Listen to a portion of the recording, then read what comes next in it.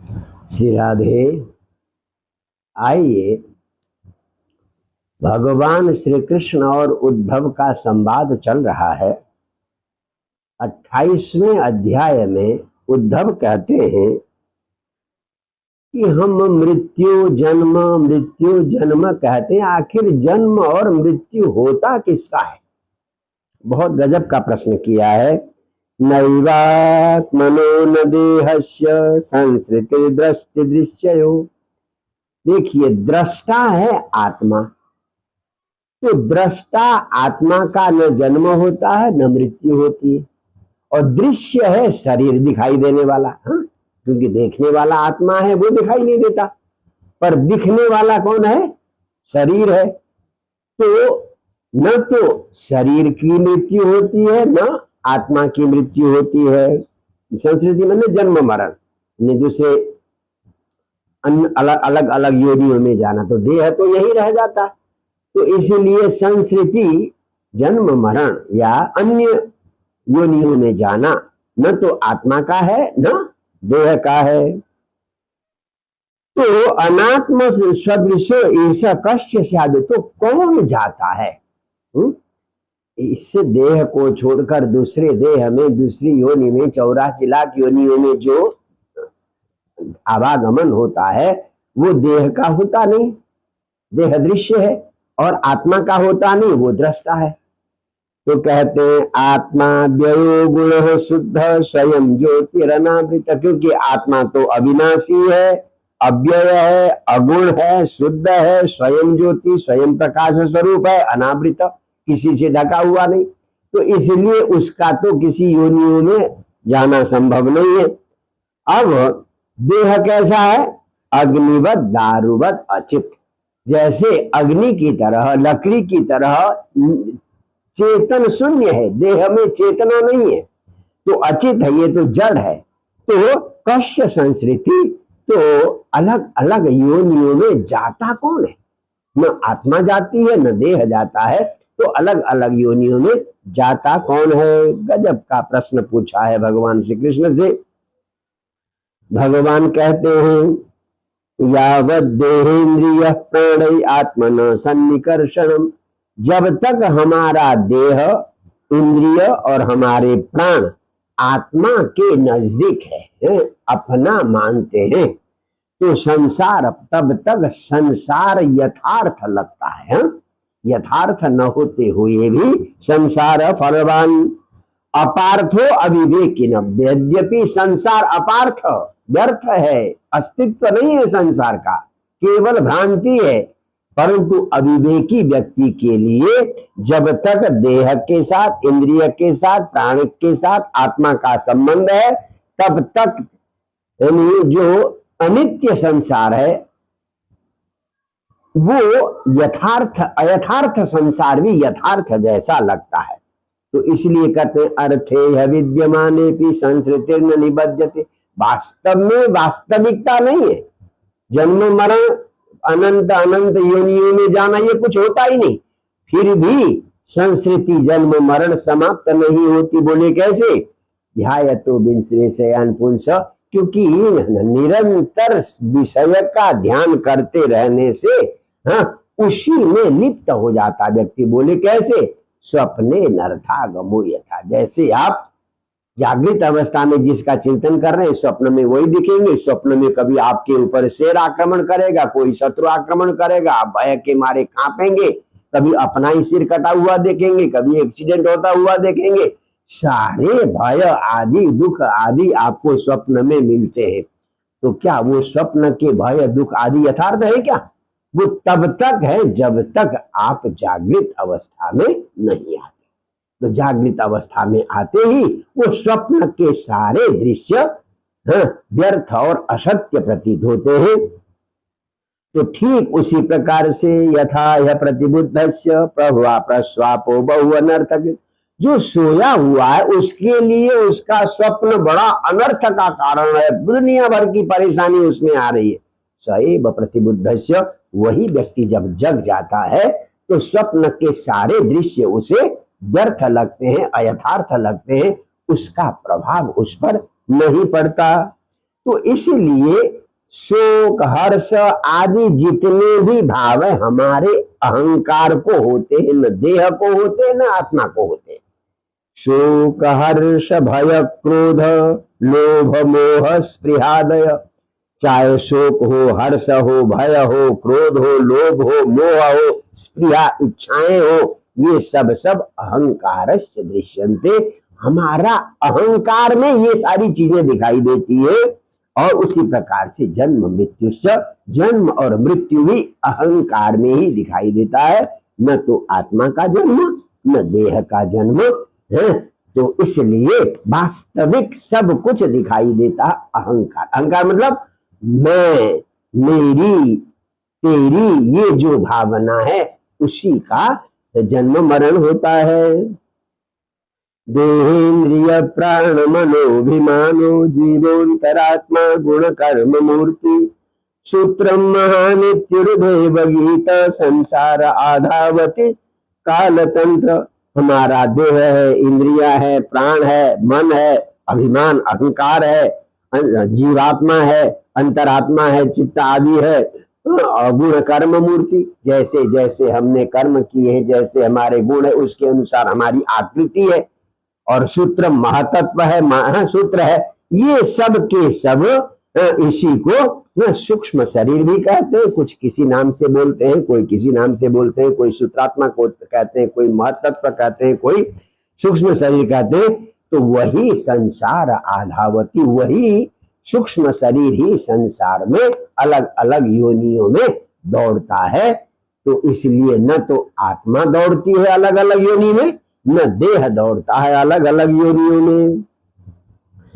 अब इस दौड़ को समाप्त कैसे किया जाए?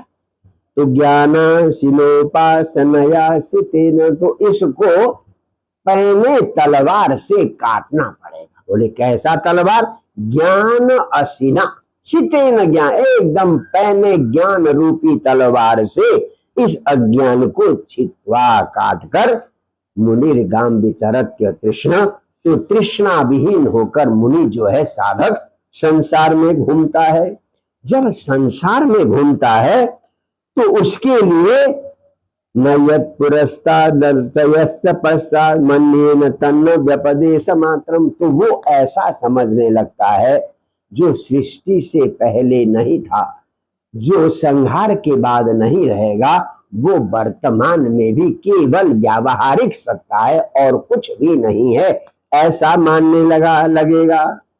नात्मा बभू पार्थिवम इंद्रियाणि देवाय सुरवायु जलम हुतास, तो ऐसे साधक के मन में ये पक्का हो जाता है बपू आत्मा न, हमारा शरीर आत्मा नहीं है। क्यों? पार्थिव, पृथ्वी अब तेज वायु का बना हुआ शरीर है। इंद्रियों भी आत्मा नहीं है, इंद्रियों के अधिष्ठात्री देव भी आत्मा नहीं है, ये अशु प्राण भी आत्मा नहीं है, वायु भी आत्मा नहीं, जल भी आत्मा नहीं, अग्नि भी आत्मा नहीं, और मनो अन्न मात्र, मन भी, ये सब अन्न से उत्पन्न है। अन्न खाएंगे तब इनमें ऊर्जा आएगी, नहीं तो ये किसी काम की नहीं है। और धिषणा आपकी बुद्धि है, सत्व है, चित्त है, अहंकार है, और खम आकाश है, क्षिति पृथ्वी है, ये अर्थ साम्य, ये सारे भी विनाशकारी है। तो इसलिए ये भी सारी आत्मा नहीं है, इनसे अतिरिक्त ही आत्मा है। तो व्यक्ति को इसके लिए प्रयास करना पड़ेगा। जैसे किसी को रोग हो गया तो ढंग से पूरा इलाज करना पड़ेगा। डॉक्टर जितने डोज कहेगा, जितने दिन कहेगा, उतने दिन आपको दवा लेनी पड़ेगी। अगर बीच में छोड़ देंगे तो वो रोग दोबारा फिर से पनप जाएगा।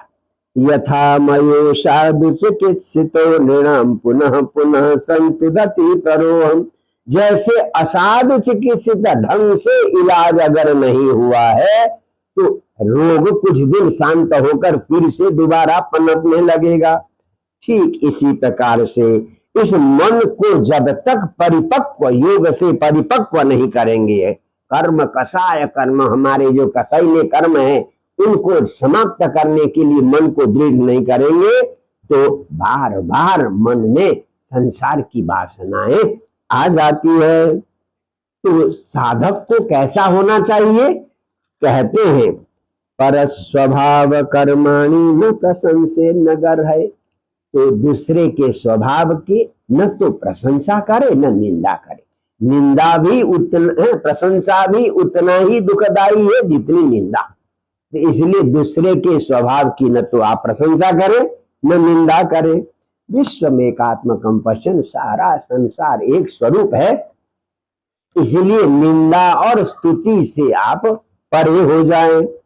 तो भगवान की घोषणा है पर स्वभाव कर्माणि य प्रशंसति निंदति। जो आप किसी की प्रशंसा करते हैं, किसी के स्वभाव की प्रशंसा करते हैं, किसी के स्वभाव की निंदा करते हैं, कहते स आशुभ्रश्यते स्वार्थात्, वो अपने वास्तविक लक्ष्य से भ्रष्ट हो जाता है। किसी की निंदा करेंगे, किसी की स्तुति करेंगे, तो जिस साधना के मार्ग में आप चल रहे हैं उस साधना के मार्ग से आप आशुभ्रश्यते, क्योंकि असत्य निवेश अभिनिवेशत, किसी का स्वभाव असत है, सांसारिक है।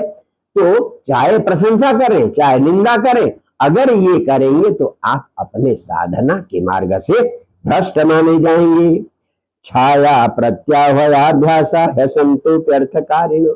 संसार का अस्तित्व नहीं है फिर भी हमारा अनर्थ करते। कहते हैं छाया, कभी कभी सायंकाल के समय पर आप गए हैं, देखा ऐसे ऐसे पेड़ हिल रहा है। कभी कभी तो रात में ऐसा लगता है कोई पेड़ हिल रहा है, अरे भूत आ गया, डर के मारे पसीनम पसीना हो जाएंगे, थर थर कांपेंगे, पता नहीं क्या क्या हो जाएगा। और कभी कभी प्रतिध्वनि आ जाती है किसी की, तो समझते भूत आ गया, पता नहीं क्या आ गया। और कभी कभी आभाषा होता क्या है, होती सीपी है, उसको आप क्या समझ बैठते हैं, चांदी समझ बैठते हैं। तो नहीं है फिर भी आप में प्रतिक्रिया होती है। छाया को भूत समझना, प्रतिध्वनि से डर जाना और सीपी को चांदी समझना, तो ये जिस प्रकार से न होते हुए भी आपको प्रभावित करते हैं, एवं देहादयो भावा, तो ये हमारे देह आदि भावी आमृत्युतः भयम दिशन्ति, जब तक मृत्यु नहीं होगी तब तक आपको भय और परेशानियां देती रहती हैं। इसलिए आप न किसी की स्तुति करें न किसी की निंदा करें। न निंदति न च स्तौति लोके चरति सूर्यवत्। अच्छा साधक, अच्छा योगी न किसी की निंदा करता है न किसी की स्तुति करता है। बताइए सूर्य भगवान है? चाहे बढ़िया खिले हुए पुष्प का उद्यान हो, चाहे गंदगी से भरा हुआ गटर का नाला हो, न गटर के नाले की निंदा करते हैं सूर्य, वहां भी अपना प्रकाश देते हैं, और जहां खिले हुए पुष्प है, पवित्र स्थान है, उसमें भी प्रकाश देते हैं। तो सूर्य किसी की न तो निंदा न स्तुति, न किसी से परहेज न किसी से लगाव। तो प्रत्यक्षेणानुमानेन निगमेन आत्मसंविदा आद्यंत बद सज्ञात्वा निसंगो विचरे मुनि।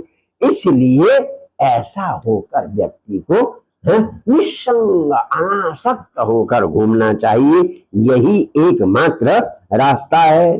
तो ऐसा मुनि तिष्ठन्तमासीनमुत ब्रजन्तम, उसको अपने देह का पता ही नहीं चलेगा।